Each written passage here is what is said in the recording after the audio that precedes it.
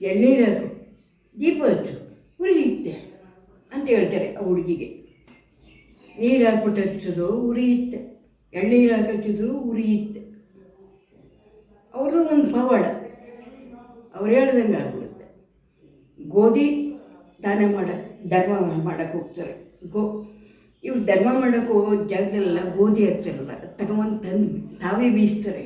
ದೊಡ್ಡ ಕಲ್ಲು ತಾವೇ ಬೀಸಿ ಎಲ್ಲರಿಗೂ ರೊಟ್ಟಿ ಮಾಡಿ ಕೊಡ್ತಾರೆ. ಊಟ ಬೇಕು ಅಂದವ್ರಿಗೆಲ್ಲ ಅಲ್ಲಿ ತಮ್ಮದೇ ಒಂದು ಮಠ ಕಟ್ಕೊಂಡು, ಅವ್ರಿಗಿಂತ ವಯಸ್ಸಾದವ್ರು ತಾನೆ, ಅವ್ರ ಜೊತೆಲಿ ಇದ್ದವ್ರಿಗೆಲ್ಲ ರೊಟ್ಟಿ ಮಾಡಿ ಕೊಡ್ತಾರೆ. ವಯಸ್ಸಾಗೆ ಅವ್ರಿಗೆಲ್ಲ ವಯಸ್ಸಾದ ಮೇಲೆ ಇವ್ರಿಗೆ ವಯಸ್ಸಾಗುತ್ತಲ್ಲ, ಆವಾಗ ತಲೆಗೆ ದಿಂಬಿರಲ್ಲ, ಇಟ್ಟಿಗೆ ತಗೊಂಬಂದು ಮಡಿಕೋತಾರೆ. ತಲೆಗೆ ಭಿಕ್ಷೆ ಮಾಡಿ ಎಲ್ಲರೂ ಸಾಕ್ತಾ ಇರ್ತಾರೆ. ಇವ್ರಿಗೆ ಅವರು ಸೇವಕರಾಗಿ ಎಲ್ಲ ನೋಡ್ಕೊತಾ ಇರ್ತಾರೆ. ಆ ಟೈಮಲ್ಲಿ ಇನ್ನು ಅಕಾಲವಾಗೋಯಿತು, ನನಗೆ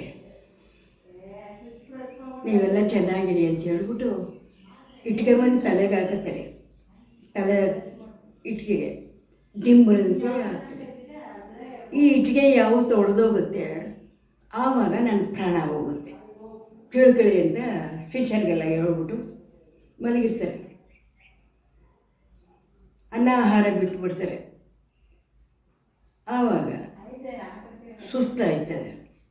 ಎಷ್ಟು ದಿನ ಅಂತ ಬದುಕೋಕ್ಕಾಗುತ್ತೆ? ಅನ್ನ ಆಹಾರ ಇದ್ದ ಮೇಲೆ ಆ ಇಟ್ಟಿಗೆ ಹೇಳೋದಾಗುತ್ತೆ. ಆವಾಗ ಸ್ವಾಮಿ ಹೋಗ್ಬಿಟ್ರು ಅಂತ ಎಲ್ಲರೂ ಅವ್ರಿಗೆ ಕೈ ಮುಗಿದು, ಇಂತಹ ಸ್ವಾಮಿ ನಮ್ಗೆ ಸಿಕ್ಕಿದ್ರು, ಅನ್ನ ಸಿಕ್ತಿತ್ತು ನಮಗೆ, ಇವರಿಂದ ಎಲ್ಲ ಉಪಕಾರನೂ ನಾವು ಪಡ್ಕೊಂಡಿದ್ದೀವಿ ಅಂದ್ಬಿಟ್ಟು ಅವ್ರನ್ನ ಚೆನ್ನಾಗಿ ನೋಡಿಕೊಂಡು ಅವ್ರನ್ನ ಪೂಜಿಸ್ತಾರೆ. ಮನೆಗೆ ಪೂಜಿಸೋಕ್ಕೆ ಶುರು ಮಾಡಿಬಿಡ್ತಾರೆ. ಅಂತಹ ಪುಣ್ಯಾತ್ಮ ಬ್ರಹ್ಮ ವಿಷ್ಣು ಮಹೇಶ್ವರ ದತ್ತಾತ್ರೇಯ. ನಾನು ಜೈನಿಗೆ ಇಲ್ಲಿ ಗಂಟು ಬಂದಿತ್ತಲ್ಲ, ಕೆಟ್ಟು ವಿಷಯ